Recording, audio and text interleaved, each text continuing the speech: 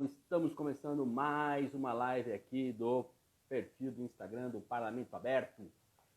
Hoje teremos duas lives, né? Você não está errado no seu horário, não. Teremos a live hoje das 5 horas, mas hoje às 1 hora da tarde, agora também, estamos aqui para ter uma live com o vereador e também médico e socorrista do SAMU, Ronaldo Moschini. Falaremos aqui sobre a questão da gestação, da gravidez durante a pandemia e também falaremos, claro, de toda a estrutura e do serviço desenvolvido pelo SAMU, Serviço de Atendimento Móvel de Urgência. É isso aí, vocês que estão entrando aí, fiquem à vontade. Daqui a pouco o vereador já também pinta por aqui para a gente começar esse nosso papo.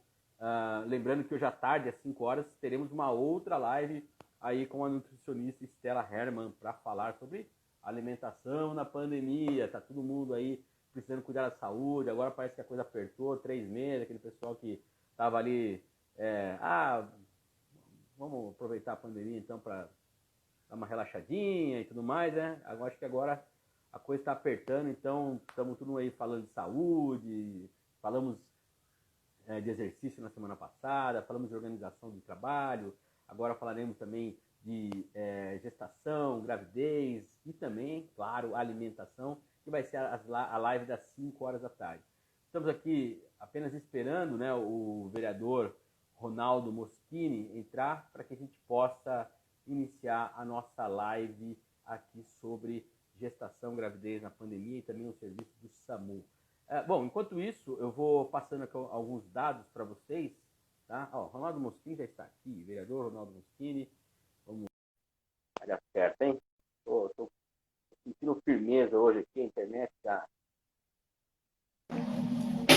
Olá, doutor Ronaldo Moschini, vereador, tudo bem?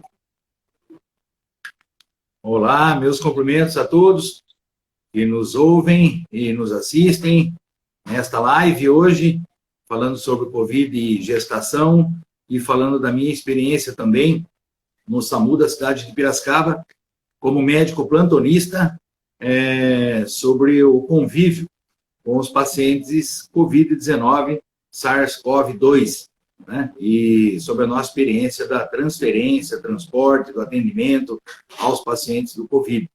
Então, hoje vai ser muito proveitoso aqui para a gente, né? Uma boa live a todos. Acredito que vou conseguir passar muito daquilo que sei, da nossa experiência, uma doença nova, sobre o Covid-19.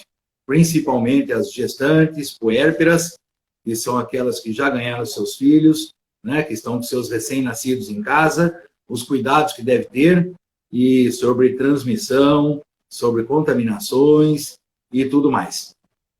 Ótimo. Vereador, a gente começa aqui nossas lives sempre passando um pouquinho da situação como está em Piracicaba do coronavírus, tá?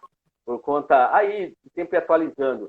É claro que o senhor bem sabe os números da prefeitura do dia, saem sempre 4 horas da tarde. Então, o que nós temos ainda são os números de ontem, né? Do dia 21 de junho, que saiu no domingo.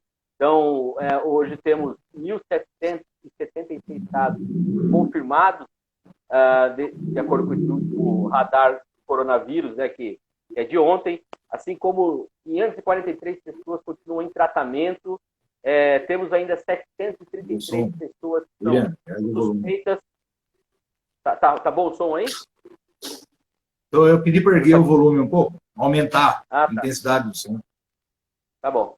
E também temos aqui dos números 1.160 pessoas que se recuperaram da Covid, né? Então é o dado positivo que temos. E, infelizmente, já registramos 73 óbitos. Ontem, né, de sábado para domingo, foram mais 3 óbitos, 73. E outra notícia que eu gostaria de passar, que inclusive envolve o vereador Ronaldo Moschini, que é que amanhã, né, a Câmara vai fazer uma reunião extraordinária para votar o projeto de lei complementar 6, que solicita a prorrogação de 180 para 360 dias para que o plano diretor do município entre em vigor. Então, vai ser amanhã 2 reuniões extraordinárias a partir das 19h30. Lembrando que a votação foi adiada, né, por 2 reuniões extraordinárias na quinta-feira, no dia 18, e a conclusão da matéria é justificada pelo término do prazo inicial fixado originalmente, né? O prazo original previsto na Lei complementar 405 de 2019, que é o plano diretor, vence no final de junho. Então, caso seja aprovada essa alteração, a lei deverá entrar em vigor somente em dezembro, né? E conforme a justificativa do Executivo, essa solicitação pela nova data acontece por causa dessa situação atípica que nós vivemos hoje aqui com a pandemia da Covid-19. Lembrando a todos que estão aqui acompanhando, os trabalhos da Câmara são transmitidos pela internet, site oficial, redes sociais, TV e rádio, sempre com, né, atualmente na pandemia, com o uso do SDR, Sistema de Deliberação Remota. Bom, dados esses recados, eu queria, antes da gente começar a nossa conversa, vereador, passar um pouquinho do seu currículo, porque a gente sempre trata vereador, claro, vereador é o título atual, né, o cargo atual que o senhor ocupa, né, inclusive já o segundo mandato que o senhor ocupa na Câmara, né, mas para falar um pouquinho do seu currículo, né, o vereador Ronaldo Moschini é formado em Medicina pela Universidade Sul Fluminense, fez residência médica no Hospital Humberto Primo, de São Paulo, e na Escola Paulista de Medicina, com especialidade em ginecologia obstetrícia, é médico há mais de 30 anos, então tem uma geração inteira aí já que veio ao mundo pelas mãos do vereador Ronaldo Moschini, atua em clínica privada, na clínica de assistência à mulher, em unidade básica de saúde, no Centro Especializado em Saúde da Mulher, é médico da maternidade do Centro Obstétrico do Hospital dos Professores de Cana, é médico na Unimed, plantonista da maternidade do Hospital Unimed e médico socorrista do SAMU, Serviço de Atendimento Móvel de Urgência. Como eu disse, está no segundo mandato, lembrando que já ocupou os cargos de segundo secretário da mesa diretora em 2013 e 2015 foi vice-presidente da mesa diretora. Esse é o currículo do vereador, um resumo do currículo do vereador Ronaldo Moschini. E para a gente começar a conversar aqui, vereador, antes da gente entrar nos nossos assuntos especificamente, queria que o senhor falasse um pouquinho, né, porque é inevitável, eu apresentei aqui diversos locais onde o senhor atua, como, né, hospitais, plantões da rede pública, ainda SAMU. Queria que o senhor falasse como que o senhor organiza toda essa rotina aí para poder atender tantas obrigações quanto o senhor faz no seu dia a dia. Então vamos lá. Eu gostaria que essa live fosse muito à vontade, fosse um bate-papo, né? Que eu conseguisse passar um pouco da minha experiência a todos. A vida realmente não é fácil. Minha vida é pautada de trabalho. Eu praticamente me escondo na minha residência, né? A maior parte do tempo eu passo trabalhando mesmo. Divido todo o meu tempo entre ser médico, entre ser ginecologista, obstetra, socorrista do SAMU, emergencista, e tenho uma clínica privada na cidade, trabalho na Unidade Básica de Saúde, trabalho no SESM, Centro Especializado da Saúde da Mulher, e trabalho também no nosso SAMU. Então, praticamente durmo 3 noites fora da minha residência, e o restante, todo o tempo, trabalhando das 6 horas da manhã às 10 horas da noite, quando costumo chegar na minha casa, próximo das 23 horas, para o meu pequeno descanso. Eu tenho uma coisa sempre comigo, quanto mais fazemos, mais conseguimos fazer. Precisamos saber dividir o nosso tempo. E sabendo dividir o nosso tempo, nós conseguimos sempre um tempo para algo mais. Então, eu sempre trabalhei muito, passei essa experiência, né, e passei esse exemplo ao meu filho, que é médico oncologista na cidade de Piracicaba e professor da Unicamp, médico do câncer, e ele também veio, né, adquirindo essa experiência do trabalho, né. Eu sempre gostei muito de trabalhar, sempre fui envolvido com as causas desde a minha época de estudante, de universitário, né, já representava setores dentro da universidade. Depois, na residência médica, fui coordenador e representante dos residentes da ginecologia e obstetrícia, e sempre chamado para fazer algo mais. Nunca disse não, por isso que de ter assumido inúmeros cargos de coordenação na vida e conseguir contribuir com inúmeros setores da sociedade, principalmente na área médica. Tenho um currículo simples, mas já de muito trabalho, de muitas ações. Fui representante credenciado da Sociedade de Ginecologia do Estado de São Paulo, já por 4 mandatos. Um mandato de vereador, eu fui o primeiro suplente, assumindo o lugar do capitão Gomes, quando o capitão Gomes se adoeceu, e depois vieram 2 mandatos próprios, né, que foram meus, do PPS e agora Cidadania, e atuando na Câmara de Vereadores com as causas da saúde do nosso município, com as causas voltadas à educação, segurança, habitação, saúde, principalmente a saúde. 80% dos meus projetos são voltados para a área da saúde, né? E agora, vivendo pandemia, né, e implorando, né, a nossa população piracicabana, né, pelos cuidados, né? E falando sempre sobre cuidados, falando sempre com as minhas gestantes, dentro da minha clínica, dentro das minhas unidades que participo, unidade de saúde básica, meu posto de saúde, todos os eventos que vou, procuro sempre pedir cuidados e dizer, o isolamento está acima de tudo. Para aqueles que podem, devem se manter, sim, isolados e ausentes, né, para que se evite o contágio e a contaminação.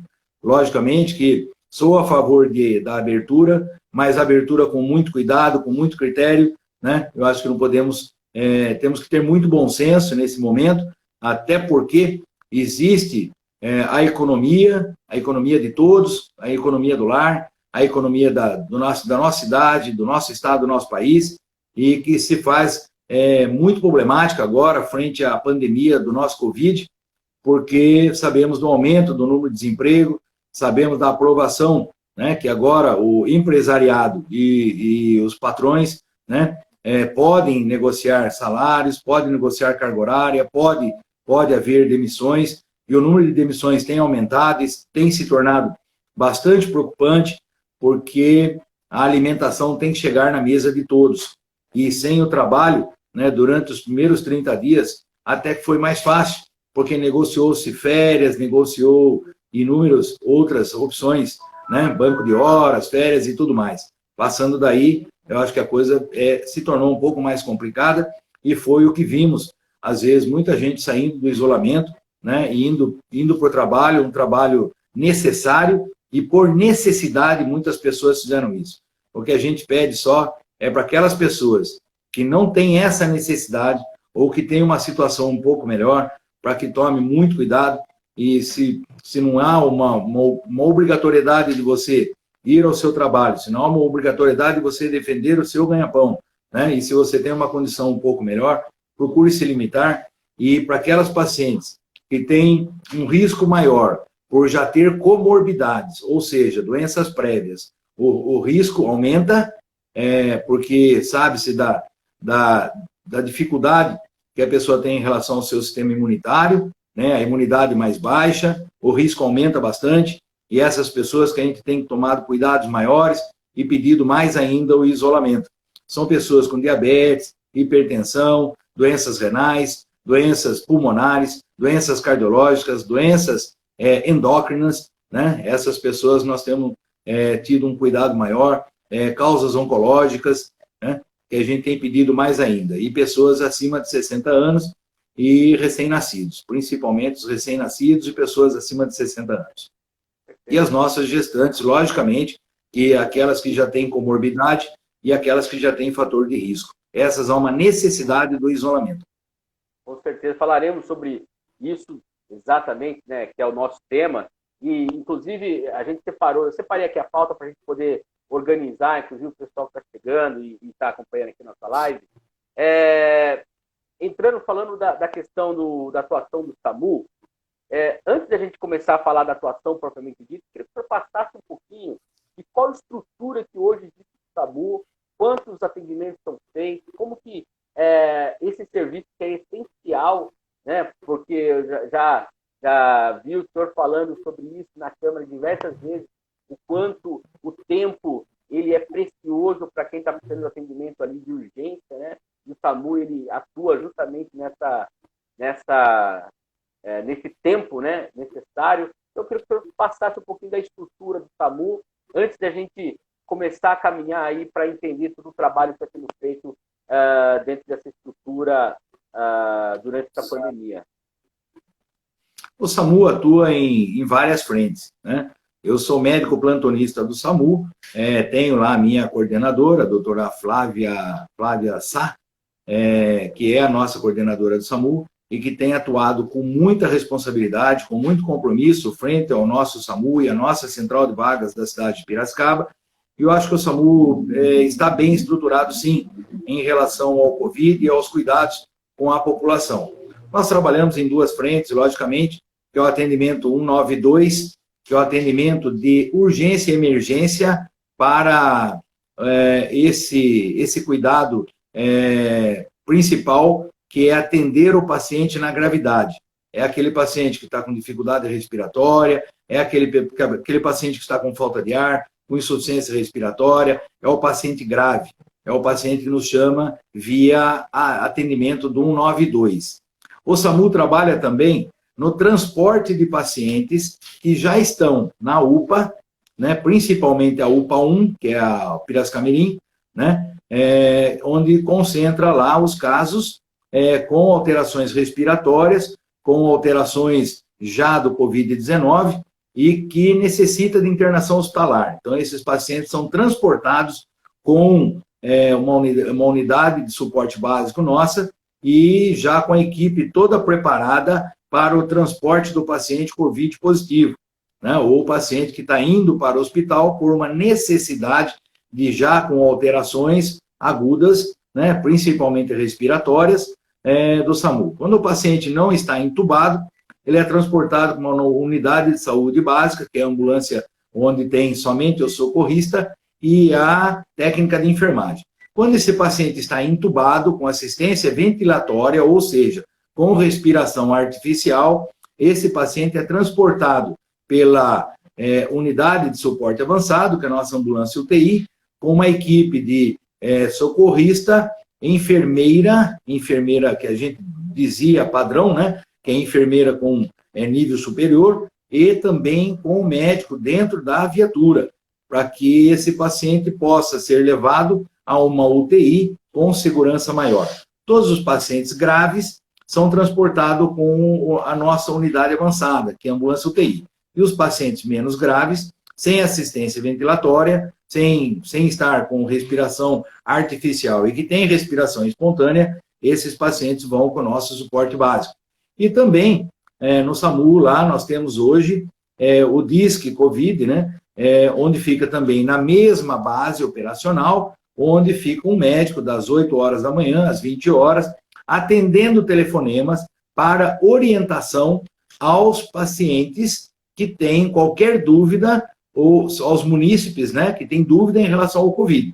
Então, esse médico fica lá e atende todos os telefonemas que são dirigidos a ele, onde ele presta orientações do que esse munícipe deve fazer e quem deve procurar, né? Se ele tem alterações, se ele tem sintomas, procurar sempre a UPA Piracicamirim, onde lá se montou uma tenda, tá? Que é uma unidade sentinela do Covid, onde o paciente passa por uma triagem, o paciente passa por orientações, e se há necessidade de colher exames, ele é, então, destinado à própria UPA, que está ali junto, né? E é destinado à UPA, onde ele já vai começar a ter um tratamento diferenciado para o Covid, porque ele é sintomático. É um paciente que tem risco e é um paciente que pode se tornar grave. E muitas das vezes, os pacientes graves também ficam nessa unidade da UPA 1, desde que ele tenha alterações respiratórias, ou seja, que a saturação dele, da pressão parcial do oxigênio, já esteja, né, abaixo de 95, já é solicitado, nesse caso, a oxigenoterapia, para que ele possa ter melhores condições, e esse paciente já requer internação, depois fazendo a solicitação de vagas via central de vagas do município e central de vagas da CROSS, onde esse paciente depois é destinado ao hospital regional para ocupar uma vaga ou de enfermaria ou mesmo uma vaga de UTI em caso de assistência ventilatória, respiração, né, através do uso de respiradores, e esse paciente já requer cuidados especiais. Então, o SAMU trabalha em várias frentes, né, através do atendimento do 192, né, aqueles pacientes que têm dispneia, falta de ar, já estão com dificuldade. Então, o chamado é via 192, a ambulância, que é o suporte básico, vai até a residência, transporta ele até a UPA 1, que é o Piracicamirim, e lá é feito toda a triagem deste paciente e depois a solicitação de internação, se houver necessidade, e se houver necessidade até de uma UTI, é solicitado vaga via CROSS, onde esse paciente depois vai ao Hospital Regional de Piracicaba. Quando o paciente são outras causas e outras queixas, eles são destinados às outras UPAs da cidade de Piracicaba, como Vila Cristina, a UPA Vila Sônia e a UPA Vila Resende, e ficando centralizado a UPA do Piracicamirim para casos de alterações ventilatórias, pulmonares e pacientes que têm dispneia, cansaço, fraqueza, febril, pacientes que já apresentam quadros de temperatura. Os pacientes assintomáticos devem se manter em casa, não devem procurar nenhuma unidade, no máximo ligar para o telefone que existe, o 0800, para orientações sobre o Covid. Perfeito. Só para eu entender, o senhor explicou 2 tipos de ambulância. A UTI móvel, né, que é mais equipada, que tem um médico, tudo, e a outra é uma unidade básica. Quantas ambulâncias tem de cada tipo disponível para o SAMU e qual que é a quantidade de atendimento que é feito, aí pelo menos, não digo durante o dia, mas a cada semana? Qual o número que vocês têm em termos desse levantamento? Olha, eu não tenho aqui em minhas mãos a estatística atual, né, atualizada, do nosso SAMU da cidade de Piracicaba. Aí, quem detém a estatística é a nossa coordenadora, a doutora Flávia Samolina, mas o que temos é o seguinte: o SAMU ele é autossuficiente, ele consegue dar atenção e atendimento a todos os nossos munícipes da nossa cidade de Piracicaba, com as várias unidades básicas que tem, e hoje nós deixamos uma unidade somente para transporte do Covid, daqueles pacientes que estão indo da unidade do Piracicamirim para o hospital, e que não tem gravidade no caso. Gravidade, ou seja, não é o paciente do UTI, é um paciente que necessita de internação, mas não é um paciente do UTI.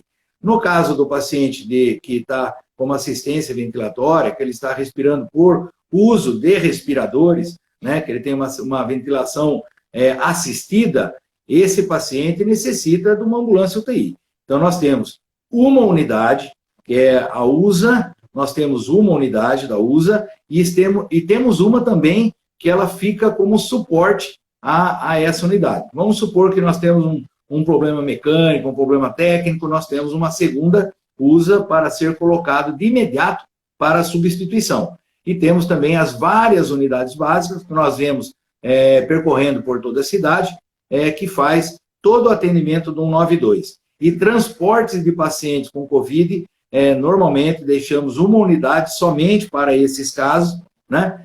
Porque cada transporte de paciente tem que ser feito a desinfecção total, né? Descontaminação total dessa viatura. Então, isso demora em torno de 2 horas, né? Então, nós vamos aí transportando esses pacientes e programando toda essa atenção, né? Que chama-se de APH, que é o transporte do paciente da unidade para o hospital. Todos os cuidados são tomados com todos os colaboradores, os funcionários, né, funcionários públicos municipais, desde socorrista, técnico de enfermagem, enfermeira, médicos. Nós temos todos os aparatos da IPI 95, então nós temos capacete, nós temos máscara especial, né, com filtro, que é a máscara do IPI 95, nós temos a roupa, né, que nós usamos, impermeável, nós temos 2 tipos de roupa, a plastificada e a roupa que é impermeável, e temos uma segunda roupa que é colocada, e temos também propé, gorro, tudo isso é utilizado para a segurança daqueles que trabalham dentro dessas unidades móveis, para o transporte de paciente possivelmente Covid. Em casos de suspeita, que é aquele paciente que nós vamos na residência, a ambulância, o chamado é via feito 192, esse paciente tem tosse, esse paciente está febril, esse paciente está com sintomas respiratórios, dificuldade respiratória. Então, todos os casos hoje, ao sair da unidade da Avenida ali, Dr. Paulo de Moraes, onde é a nossa base operacional, já saímos paramentados para todos os casos. Por quê? Porque nunca sabemos se é Covid ou não é Covid. Então, nós tomamos todos esses cuidados em todos os atendimentos, seja qualquer atendimento. Se for um ferimento corto-contuso, né, que está sangrando muito, porque caiu, bateu, porque teve um trauma, porque teve... Nós vamos, sim, todos paramentados. E, às vezes, assusta um pouquinho os familiares, né, porque falam assim, nossa, tudo isso, né? A gente chega de capacete, de máscara, de gorro, de roupa especial, de tudo. Porque, além de algo mais, o paciente pode ter também o Covid. Então, esse é um cuidado que a Secretaria Municipal de Saúde tem tomado com todas as equipes do SAMU, né? E hoje, nós não podemos mais circular com o nosso macacão dentro da unidade. Existe lá um local especial para quando nós voltamos de qualquer atendimento, nós temos que tirar toda a nossa roupa, fazer descontaminação de todas as unidades móveis. Então, todos esses cuidados têm sido tomados, né? Até as nossas botas que usamos durante os atendimentos, elas são retiradas e colocadas em locais específicos. Todos os cuidados têm sido dados, né? Álcool gel, álcool líquido, descontaminação de todos os capacetes, de todos os nossos óculos especiais, tudo tem sido feito com muita responsabilidade, né? Na nossa equipe do SAMU, na nossa equipe da Central de Vagas, na nossa equipe de transferência de pacientes da APH, que é a transferência de pacientes para o hospital, para a melhor assistência do paciente, né? Para que nós não tenhamos também a contaminação, né? E todos os funcionários do SAMU têm o teste do Covid, todos os funcionários hoje são previamente testados, todos os funcionários que estão trabalhando, estão na ativa, estão em plenas condições de trabalho. Corremos risco? Sim, corremos risco, sem dúvida. Somos linha de frente, mas é um risco que nós temos que assumir como médicos, não é? Se eu vou para uma guerrilha, se eu sou um piloto de um avião de caça, a hora que começa a guerra, eu tenho que estar no avião e levantar voo e tenho que cumprir com as minhas missões. Como médico, nós temos juramentos, né? Nós, médicos do SAMU, já somos mais preparados para isso, logicamente, e estamos mais na linha de frente, né? Nós perdemos um médico lá do SAMU, né? E um enfermeiro, né? Perdemos lá o Dr. José Henrique de Melo Freitas, um ginecologista obstetra, que tivemos as mesmas passagens desde o início, né, na nossa carreira. Nós somos colegas, né, começamos a nossa vida juntos em Piracicaba e percorremos o mesmo caminho. Então, do mesmo jeito que nós tivemos a morte do Dr. José Henrique, poderia ter sido qualquer um outro, né? E não se sabe. Ele era Covid positivo, estava em quarentena, 14 dias em casa, e no dia que estava marcado para ele fazer novo exame, ele foi vítima de uma parada cardiorrespiratória, né? Não se sabe se por tromboembolismo, não se sabe se por um infarto, né? Realmente, mas sabe-se que ele era Covid positivo. O Renan foi um caso do enfermeiro também que morreu, esse já ficou bem mais tempo na UTI, né? Adoentado com o Covid, necessitando de assistência especializada no hospital regional e depois veio a óbito. Então, quem é que pode falar que não contraíram, né, na rua, dentro da unidade, ou num transporte, ou num atendimento, ou dentro de um hospital, né? Então, realmente fica bastante difícil. O que nós temos é a proteção de Deus, né, e a vontade de ajudar. Eu acho que isso é o bastante, né, para que nós sejamos também protegidos. Eu faço minha oração a todos os meus anjos da guarda, diariamente, que me proteja porque estou praticando bem. Lógico que eu sei que meu risco é muito maior do que qualquer outra pessoa, porque nós transportamos pacientes com Covid positivo, nos casos das ambulâncias UTIs, né? Tomamos todos os cuidados possíveis e imagináveis, né? Com tudo aquilo que a prefeitura tem nos oferecido, né? Que é tudo aquilo que se oferece a uma equipe, que é o ideal, né? Fazemos com muito cuidado, até na intubação do paciente, né? Quando nós estamos frente a um infarto ou frente a um paciente que vai ser intubado, nós tomamos todos os cuidados. Até a nossa cânula de intubação, ela tem rolhas, ela tem borrachas. Nós temos o ambu hoje com filtro especial, porque sabemos que o Covid se apresenta em todos os aerosóis, em todos os gases, né? Então, nós estamos intubando o paciente está expirando, o paciente está eliminando o Covid, e muito, né? E sabemos através de um exemplo gráfico, né, de como o vírus dissemina, né, entra por qualquer orifício, entra por qualquer lugar, e nós estamos mais sujeitos a essa contaminação. Então, frente a todos os cuidados que tomamos, mesmo assim, ainda estamos sujeitos. A gente está entubando o paciente, às vezes o paciente vomita, o paciente comeu, né? E tem toda a transferência, né, do ar, daquilo que... E quem faz manipulação de vias aéreas, vias nasais, vias aéreas, logicamente que a chance de contaminação é muito maior. Tomamos todos os cuidados. Hoje nós temos filtros, né? A unidade de saúde básica hoje não pode fazer assistência ventilatória a nenhum paciente, porque só a ambulância UTI é que tem esse aparato e essas condições para tal, né? Então, se uma ambulância básica, num atendimento, tem lá, se depara com uma parada cardiorrespiratória, eles iniciam através da introdução de um aparelho, colocação de um aparelho no tórax do paciente, para o início da RCP, da reanimação cardiopulmonar, e a USA imediatamente é acionada em questão de minutos. A USA está chegando para intubação e assistência ventilatória a esse paciente. Isso quando acontece, porque os chamados graves, com alteração de nível de consciência, com parada cardiorrespiratória, através da história que a família nos fala, no 192, a família sempre nos deixa, né, algo mais, como assim, olha, doutor, ele não está respirando, doutor, ele não mexe, doutor, não tem movimento do abdômen, não tem movimento do gradil torácico. Então, a gente já se depara que é uma parada respiratória e nós já deslocamos a USA, que é a Unidade de Suporte Avançado, que é a ambulância UTI, para a população entender, nós já deslocamos a USA até o local mais próximo. Em caso de acidentes, com vítimas graves, alteração do nível de consciência, né, rebaixamento do Glasgow, que é uma nota que a gente dá em relação ao nível de consciência desses acidentados, a USA também vai até o local com médico e todo o aparato e até com auxílio da unidade de resgate do Corpo de Bombeiro, com as unidades do Corpo de Bombeiro,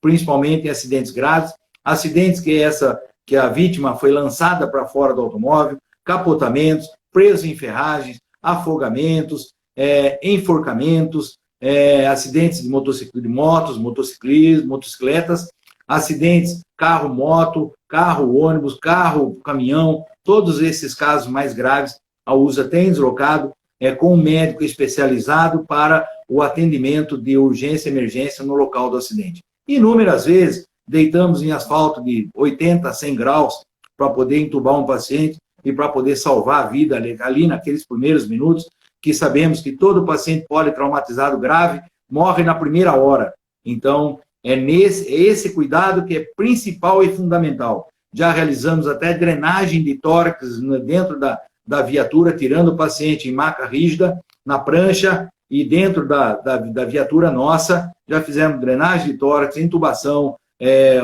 instalação de uma veia de grosso calibre, às vezes fazendo dissecção venosa, às vezes fazendo introdução embaixo da clavícula, que passa uma veia que é mais grosso calibre, que é a veia subclave, passando intracate, tudo isso dentro de uma unidade de suporte avançado. E às vezes a população tem uma dificuldade de entender, porque quando nós tiramos o paciente do chão, através de todos os cuidados, que se tira o paciente em bloco significa não mexer no corpo daquele paciente, então nós passamos ele do chão para uma prancha, uma maca rígida, com três pessoas fazendo essa transferência, então é o socorrista nos pés, é o médico na cintura pélvica e a enfermeira na parte occipital do paciente, passamos para a prancha rígida, colocamos dentro da unidade e dentro da unidade, às vezes, ficamos ali mais 15, 20 minutos, 30 minutos, realizando os procedimentos para depois sair em melhores condições do paciente, para que ele não tenha, diminua a chance de óbito durante o transporte, porque essa é a preocupação maior. E às vezes a população não entende, os transeuntes que estão ali todos vendo, vê a gente passando o paciente para dentro de uma viatura, fechando os vidros da viatura, e ali a gente permanece mais 15, 20 minutos, porque são aqueles procedimentos que são importantes e que têm que ser realizados até a chegada desse paciente até uma unidade, que é um hospital da cidade, para a continuidade do tratamento, realização de tomografia, assistência do cirurgião geral, do neurocirurgião, de todas as equipes do hospital, podendo ressarcir a vida a esses acidentados. O senhor falou várias questões, eu ia perguntar sobre a questão, né, do médico que faleceu, sobre o enfermeiro, o senhor já falou, inclusive o senhor já falou também sobre aqui a pergunta que a artesanato e cosmético, o artesanato e cosmético fez, sobre o medo de ser infectado, sobre a questão do IPI suficiente. Eu acho que isso está tudo bem respondido por essa fala do senhor, de que existe, né, todo esse cuidado, é um cuidado que a gente percebe, acompanhando o trabalho do que tem sido divulgado, é que o tratamento da Covid, todo o procedimento, ele é muito específico, ele é muito amplo, né? Que o senhor colocou, pega um paciente, está com Covid, aí tem que ir lá lavar toda aquele equipamento que foi até levar ao hospital, então são 2 horas ali de todo um trabalho pós, né, transporte, então, e se você transporta 10 passageiros, estamos falando em 20 horas só de lavagem dos equipamentos, então é um trabalho bastante específico. Eu acho que isso tudo que o senhor colocou ficou muito claro. E também aproveitar aqui, ó, a Valéria tá colocando aqui, que eu vi esse relato do Dr. Moschini, nos exige um reconhecimento ainda maior dos profissionais da saúde. Com certeza, eu acho que esse é o ponto, né? Nós temos aqui 1.160 casos que foram recuperados, isso aqui é mérito, né, de toda a equipe profissional que trabalha. Então, eu acho que quando a gente fala de isolamento, aqueles que podem fazer isolamento, além do respeito à saúde, ao outro, é também respeito aos profissionais que estão nessa linha de frente. Eu acho que isso também é importante ficar salientado. E entrando já no assunto da questão da parte de ginecologia, quais são as orientações que o senhor tem feito para as mulheres, né, que estão, né, em processo de gestação nesse período de pandemia? Quais são os principais cuidados que precisam ter? Quais são as diferenças ali em termos de, né, questão de higiene e também de amamentação? O que o senhor tem falado para as suas pacientes em torno disso, dessa questão da prevenção, tanto para a mulher que pode ter, né, Covid, né, que pode pegar Covid por conta de ir a algum lugar, alguma consulta, quanto também para o feto, para o bebê, enfim, quais são os cuidados que precisam ter? Então, vamos lá. O Covid é uma doença bastante nova, né? Praticamente em janeiro, o Brasil, né, e o nosso estado de São Paulo já instalou a comissão do Covid-19, né? Sabendo-se que já havia um alerta mundial em relação ao Covid, de uma doença que nós enfrentaríamos, né? Em final de fevereiro, nós tivemos o primeiro contato, em março, o primeiro caso, né? E depois, já em meados de março, já tínhamos 100 casos no nosso estado, e esses 100 casos já colocou todo o nosso estado e as nossas cidades em alerta, e tão logo foi solicitado o isolamento social. No início foi até mais fácil, em frente ao isolamento, passamos a entender da necessidade do isolamento e começamos a ver as gestantes de uma forma especial, né? As empresas retirando as gestantes da linha de frente, colocando as gestantes em isolamento, todas as gestantes, né? Foi o que nós vimos, uma preocupação bastante grande dos empregadores com as gestantes, porque nós não tínhamos conhecimento de quase nada em relação às gestantes e às puérperas. Gestantes, aquelas que estão em período gestacional, as parturientes, aquelas que estão em trabalho de parto, e as puérperas, aquelas que já tiveram seus filhos, né? E estão lá chegando em casa com seus bebês, quais os cuidados que tem que se tomar, o que deve ser feito, o que não deve, durante o pré-natal, para o pré-natal, não para o pré-natal, segue o pré-natal. Então, existiam muitas dúvidas no início. O Covid, o SARS-CoV-2, que é o nome da espécie do vírus, né? Se ele ultrapassa a barreira placentária, se ele está no sangue do feto, se ele passa pelo cordão umbilical, se ele tem transferência do útero da mãe para o feto, que é a transmissão vertical, ou se não há esse risco. Se há risco de transferência durante o parto, se há risco de transferência durante a cesariana, e nós fomos buscando todos esses conhecimentos. São conhecimentos que não tínhamos, são conhecimentos que, através dos estudos, né, da Inglaterra, França, da China, de Portugal, da Espanha, do Brasil, das universidades brasileiras, né, Escola Paulista de Medicina, Unifesp, da USP, Alberto Einstein, de todos que atuam, né, em todas as universidades que atuam, foram adquirindo mais conhecimentos e podendo nos transferir, né, toda essa experiência de outros países que já estavam enfrentando previamente as mortes do Covid, e aí os trabalhos científicos, né, através dos jornais JAMA, todos os Lancet, né, que são os trabalhos mundiais, né, que já tinham casuística, né, nós fomos aprendendo, nós fomos ganhando essa experiência, saiu aqui meu, nós fomos ganhando essa experiência para poder, William, saiu aqui, para poder, houve algum problema técnico aqui, um momentinho só, parou a imagem. Parou.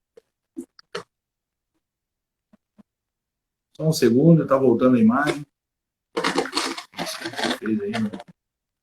Pessoal, estamos tendo aqui um problema técnico, estamos resolvendo ali. Já está voltando, né? A imagem do vereador está congelada aqui para mim, mas eu ouço o áudio perfeitamente. Será que não seria bom o senhor sair e voltar, vereador? E daí... Eu estou... Pessoal, tivemos um pequeno problema técnico com com a transmissão aqui do vereador Ronaldo Moschini. Ele estava falando, infelizmente deu uma travadinha aqui. Estamos chamando ele de volta, tá? Sem nada embaixo. Voltou, agora voltou. Voltou o áudio? A minha imagem ainda não... O áudio tá, a imagem também. A minha imagem está perfeita? Pronto, agora sim. Então, retornando, desculpem, um problema técnico aqui dentro do gabinete. Acontece, meu vereador, fique tranquilo que... Isso acontece, é ao vivo. É ao vivo, mas é uma live, por isso mesmo, né? É gostoso quando é à vontade, assim, é um bate-papo. Então, nós vimos aprendendo muito com a experiência de outros países e com a experiência dos maiores centros universitários de pesquisa, e temos duas coisas hoje. Nós temos aquilo que está sendo feito em pesquisa e aquilo que está sendo feito em cuidados e assistencial, da parte assistencial. As gestantes sempre foram uma grande preocupação.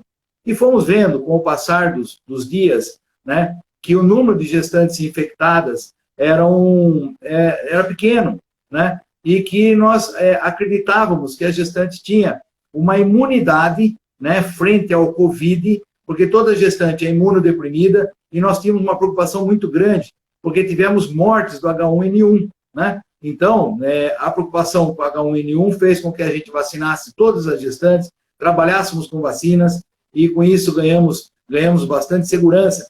E em relação ao Covid, nós não temos vacina, e temos as gestantes imunodeprimidas, ou seja, que tem uma resistência imunológica bastante baixa, né? Considerando como se fosse um paciente nefropata, como se fosse um paciente oncológico, como se fosse, né, uma criança, né, sem ainda a proteção das vacinas. Então, nós tínhamos uma preocupação muito grande com as gestantes. E já no início da pandemia do Covid, nós preferimos colocar todas essas gestantes, né, a orientação que nós dávamos era a seguinte: olha, gestantes, mantenham o isolamento, né, mantenham o isolamento, saia de casa somente para suas consultas regulares, vamos fazer um espaçamento de consultas, tem água para mim? Vamos fazer um espaçamento de consultas, sem problema nenhum, sem déficit nenhum ao pré-natal, e vamos tomar todos os cuidados possíveis e imagináveis que essa gestante saia da sua residência somente nos dias de consultas, que são necessários, lógico, são os cuidados de pré-natal.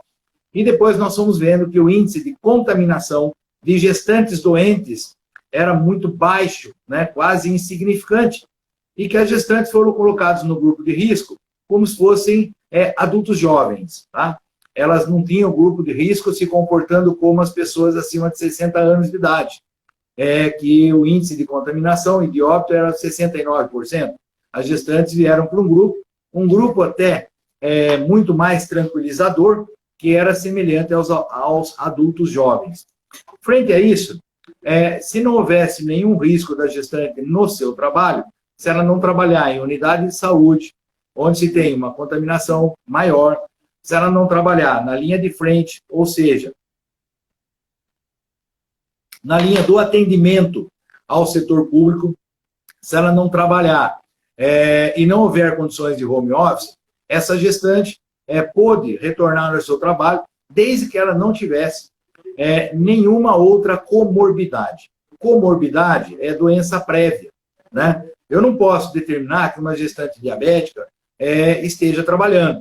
Tá? A gestante diabética tem que estar em isolamento, porque existe uma lei que garante isso, o isolamento das gestantes com comorbidades, né? Então, gestantes com diabetes, gestantes com doenças cardíacas, renais, pulmonares, endócrinas, essas gestantes devem manter isolamento. As gestantes saudáveis, que não estão na linha de frente do atendimento, ou que têm risco menor de contaminação, pode exercer o seu trabalho frente aonde ela se encontra. De repente, ela trabalha dentro de um computador, numa sala fechada, não há risco nenhum.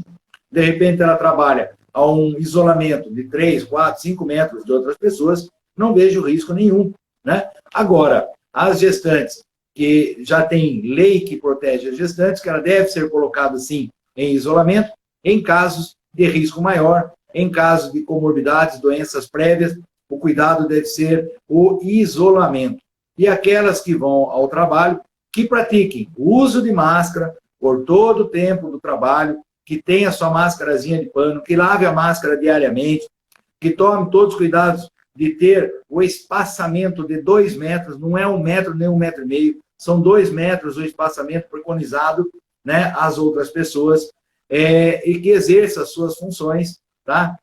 Sem nenhum maior risco a essa gestante. As gestantes, se eu tenho uma empresa, eu tenho uma gestante que faz atendimento ao público, eu não quero ela nem com faixa de contenção, eu vou colocar essa gestante num outro setor dentro da minha empresa, onde ela esteja mais protegida. E se eu tiver condições de manter essa gestante fazendo home office, será muito melhor aos empregadores colocar as gestantes em home office, frente a não termos ainda tantos conhecimentos em relação ao Covid e gestação. Temos estatística prévia, básica, mas que lá no Hospital das Clínicas, eu estive ontem vendo uma apresentação de uma das diretoras da nossa, diretora-presidente da SOGESP, falando sobre a experiência dela no Hospital das Clínicas da cidade de São Paulo, que é hoje a base e o centro do Covid gestacional, onde se tem lá inúmeras pacientes internadas, gestantes com Covid, e temos casos de UTI de paciente internada com gestante com Covid, e que teve que se estabelecer até o nascimento do filho, e ela continua entubada na UTI lá do Hospital das Clínicas. Então, nós temos, sim, algumas gestantes. O HC, em São Paulo, o Hospital das Clínicas, inaugurou uma outra enfermaria obstétrica só de gestantes com Covid. Em Piracicaba, nós tivemos gestantes internadas com Covid. Tivemos, sim, no hospital em Piracicaba, tivemos na Unimed, tivemos no Hospital dos Fornecedores de Cana, mas isoladas. Nenhuma gestante tem que ter medo de ir à maternidade.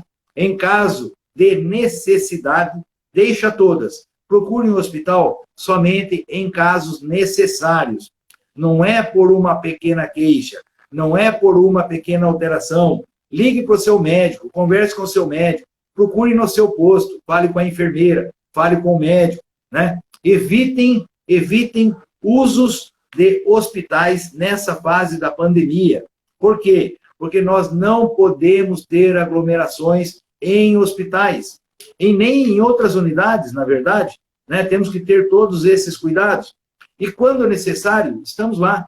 Estamos com 2 plantonistas, Hospital dos Fornecedores de Cana, Santa Casa também, 3 plantonistas, 2 no Hospital dos Fornecedores de Cana, 2 na Unimed, para dar atenção às gestantes. E gestantes com sintomatologia, ou febre, tosse, perda de paladar, alteração de olfato, gestante com alterações, são instalados tratamentos observatórios, elas são colocadas em isolamento, quarentena, e fazemos o controle dessa gestante, antes da quarentena e depois da quarentena. Pacientes com sintomatologia permanecem em casa em isolamento. Pacientes sem sintomatologia permanecem com os cuidados, lavar as mãos, uso de máscara, uso do álcool gel. Lembrar que o álcool gel, depois de passado 3 vezes na mesma superfície, ele perde realmente a sua função. Então, isso é um cuidado especial que temos. A partir de 3 aplicações do álcool gel, lave a mão e comece a aplicar novamente. Isso é importante para que a população tenha esse conhecimento. E onde você tem água e sabão, não precisa de álcool gel. Álcool gel é quando você tem uma incapacidade, impossibilidade de realizar a lavagem das mãos. Lavar a mão é muito mais econômico, muito melhor do que, às vezes, a própria reaplicações de álcool gel. Álcool gel para você ter no carro, para você ter no seu transporte, para você ter quando você não tem uma possibilidade de estar lavando as mãos.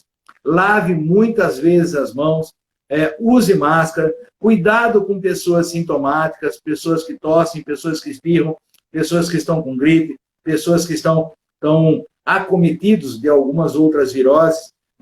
Cuidado com esse contato, né? Se tiver alguém na sua casa, procura se isolar dessas pessoas, porque a contaminação existe, a gestante requer cuidados, existe gestante Covid positivo, existe gestante internado em UTI, não no nosso município, mas na cidade de São Paulo, sim. Ontem eu estava vendo toda a estatística da cidade de São Paulo, das grandes capitais, ainda é assustador. O índice de mortes que temos no Brasil é muito assustador, muito preocupante.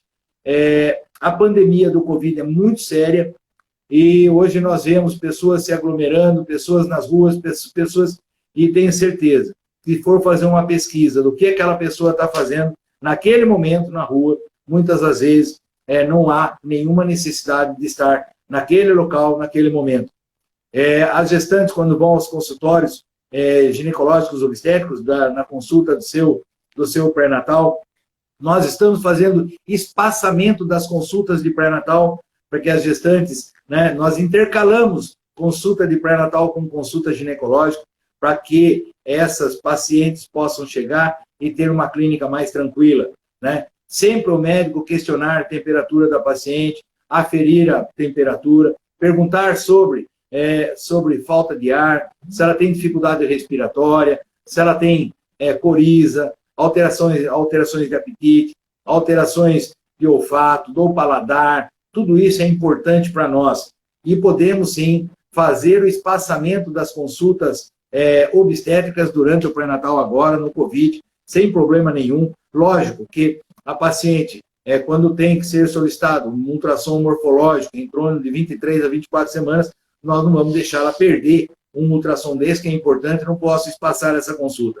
A ultrassom de 13 semanas, que é para ver a translucência no cálculo, para ver se esse feto está sendo bem gerado, se esse feto não tem alterações cromossômicas, não tem alterações de formação, também não posso espaçar, porque é uma consulta importante, um ultrassom que tem que ser feito. Então, nós temos critérios. Mas, às vezes, né, aquelas consultas quinzenais, aquelas consultas que, às vezes, podemos transferir e consultar em 3 semanas, consultar em 5 semanas, consultar em 2 semanas, sem problema nenhum. É critério em relação médico-paciente, critério do médico ginecologista obstetra. Os cuidados com as gestantes têm sido especiais. As gestantes devem exercer um cuidado maior. E aquelas, e sempre me perguntam em relação à indicação do parto, né, quando estão realizando o pré-natal. Doutor, e se eu me contaminar pelo Covid? E se eu for Covid positivo? Né? O Covid positivo à gestante não requer nenhum tratamento especial. Basta exercer a quarentena, os 14 dias. Se ela não apresentar sintoma, é feito um novo exame e ela pode retornar às suas atividades. Se essa paciente for Covid negativo, que ela tome todos os cuidados possíveis e imagináveis para não se contaminar. E aquelas que vão chegando perto de ser uma parturiente, né, do final, do término do seu pré-natal, a indicação de parto é obstétrica, não muda. Frente à pandemia, nós não mudamos a indicação de parto. Tanto é indicado o parto normal, quanto é indicado a cesariana. E para aquelas pacientes COVID positivo, mesmo doentes ou não doentes, sintomáticas e não sintomáticas, a indicação da via de parto é obstétrica, não é em relação ao COVID. Lógico que se ela está numa UTI entubada, ela não tem condições de parto normal. Aí vai ser feita uma cesariana, de preferência num ambiente especial. Essa cesariana de lá do Hospital das Clínicas foi feita em ambiente de UTI mesmo, né? Criaram lá uma sala na UTI que pudesse realizar a cesariana lá mesmo, né? Então, era uma paciente grave, entubada, que já estava 28 dias na UTI, e era uma paciente jovem, adulta jovem, uma gestante adulta jovem, né? Então, todos esses casos requerem muitos cuidados. Com a graça da proteção divina, na nossa cidade nós não temos nenhuma paciente grave, gestante, sintomática e grave internada, em nenhuma maternidade. Já tivemos, sim, sobre pesquisa, tivemos, sim, em tratamento prévio, tivemos, sim, no Hospital da Unimed, uma cesárea feita de uma paciente COVID positivo, mas sem sintomatologia. E o que nos deixa bastante satisfeito e bastante, assim, otimista, é que todos os estudos realizados, o Brasil realiza estudos, a USP vem realizando, USP Ribeirão Preto, USP São Paulo, Hospital das Clínicas, estão pegando o sangue do cordão umbilical, o material uterino, material placentário, e estão tentando de todas as formas, isolamento do COVID-19, do SARS-CoV-2. Em nenhum caso até agora foi isolado em líquido amniótico, em região uterina, em cordão umbilical e na placenta. Então, por enquanto, não tem nenhum caso de transmissão vertical mãe-feto do COVID-19. Já atendemos pacientes COVID-19, temos cesárea realizada em COVID-19, mas sem transmissão ao feto. O que transmite, e todos os trabalhos atuais têm mostrado que a transmissão existe, recém-nascidos de 0 a 3 meses, já com COVID positivo. Mas por que existe? Porque é transmissão horizontal. Transmissão horizontal é aquela mãe que contaminou o seu filho através de gotículas de Flugger, através de saliva, e não durante a passagem do bebê, né, pelo canal de parto, e nem durante o nascimento por contágio com sangue materno. Não foi. Foi os cuidados da puérpera, que é aquela mamãezinha que acabou de levar seu bebê para casa e começa a dar os cuidados ao seu bebê. Mãe com COVID positivo, o puérpera COVID positivo, nós não isolamos o feto, tá? O recém-nascido, não isolamos, não podemos, porque ele pode amamentar normalmente, não há COVID, SARS-CoV-2, vírus SARS-CoV-2, que é o vírus do COVID, em leite materno. Não existe. Até agora, tudo que foi pego de leite materno e feito pesquisa, tá? Não se identificou o vírus SARS-CoV-2. Então, a mãe pode amamentar e deve amamentar. Mães com COVID, vocês vão amamentar. Mães com HIV, não podem amamentar. Então, diferentes, são vírus diferentes. Mãe com H1N1, não amamenta. Mães com HIV, mães com COVID podem amamentar sim, promover o aleitamento materno, porque não há isolamento do SARS-CoV-2, do vírus do COVID-19, no leite materno. Mas a mãe, para amamentar, tem que ter todos os cuidados possíveis e imagináveis. Aquele bebê está no peito e o rostinho do bebê está praticamente colado a 20 centímetros do rosto da mãe. Então, a mãe tem que estar de máscara, uma máscara, né, de pano que exerce uma proteção maior, né, seria até melhor uma máscara com filtro, que nós podemos ceder a essas pacientes, logicamente, né, uma máscara com filtro mais apropriado, que é o EPI 95, para essas mães que têm filho, que é COVID positivo e tem que exercer a amamentação. O recém-nascido, deve estar... Vai cortar aqui a nossa transmissão. Infelizmente, tem mais 10 segundos apenas aqui.